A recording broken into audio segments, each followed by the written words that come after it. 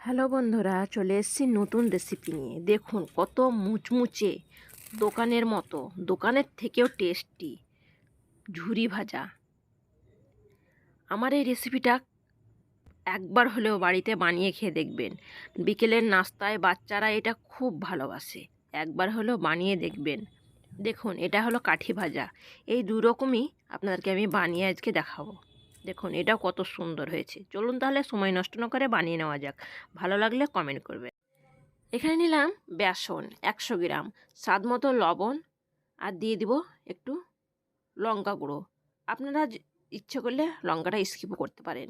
এবার এটাকে ভালো করে মিক্স করে নিলাম। দিয়ে দিলাম জল, একটু একটু করে জল দিয়ে একটা রুটির মতো ডো বানিয়ে নেব। যেভাবে রুটির আটা মাখায় সেরকম ঠিক একটু শক্ত করে মাখিয়ে নেব।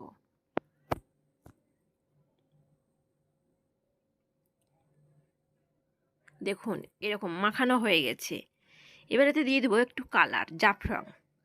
কালারটা দিলে ঝুরি ভাজার বা কাঠি ভাজার কালারটা দেখতে ভালো লাগে।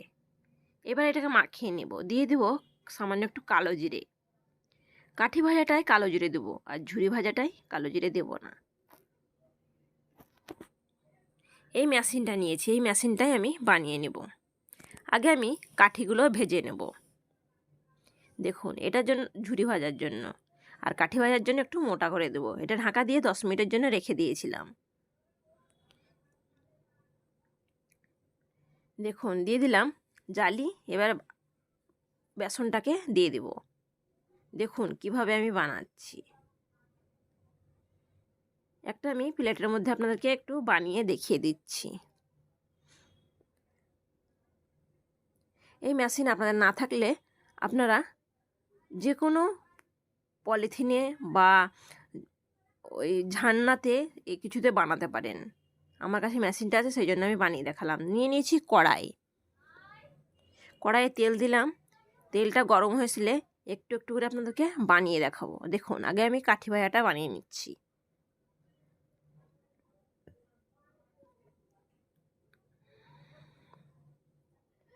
এটা আমি একটু মোটা জালি নিয়েছি।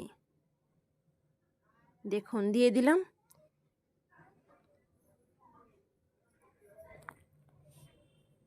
এটাকে একটু লাল করে ভেজে নেব। কাঠি ভাজাটাকে একটু লাল করে ভেজে নেব।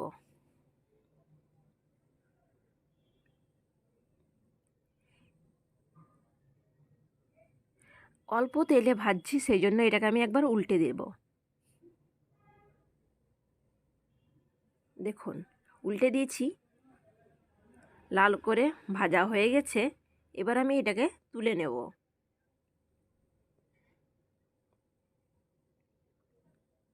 খুব লাল করলে তেতো তেতো ভাব লাগবে, খুব লাল করবেন না। দেখুন কত সুন্দর হয়েছে। এইভাবে সব কাঠিগুলো ভেজে নেব।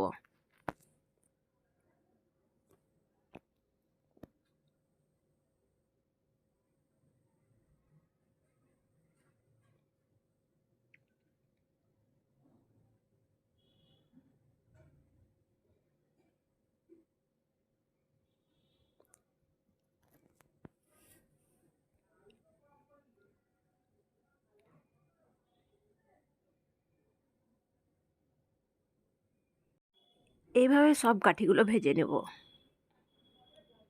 দেখুন কাঠিগুলো ভাজা হয়ে গেছে। এবার আমি ঝুরি ভাজাটা ভেজে নেব। এটা আমি পাতলা জালি লাগিয়েছি।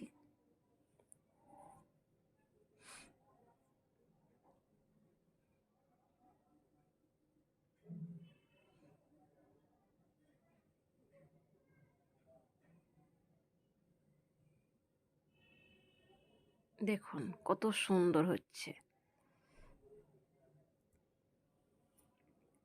পাতলাটা দেওয়ার সঙ্গে সঙ্গে ভাজা হয়ে যায়, যেটা ঝুরি ভাজা বা সেও ভাজা। দেখুন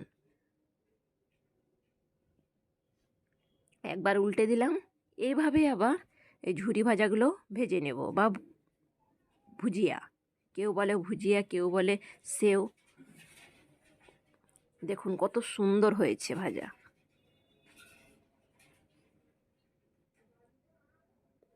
আপনারা চাইলে বাইরে থেকে না কিনে বাচ্চাদেরকে বাড়িতে এইভাবে বানিয়ে খাওয়াতে পারেন। দারুণ টেস্ট। বাড়িতে তৈরি করে খাওয়ানোর স্বাদই আলাদা, মজাই আলাদা, একটা আনন্দই আলাদা। দেখুন এইভাবেই সবগুলোকে মুচমুচে ঝুরি ভাজা বানিয়ে নেব বা ভুজিয়া। অনেকে ভুজিয়া বলেই ডাকে, কিন্তু আমরা ঝুরি ভাজাই বলি।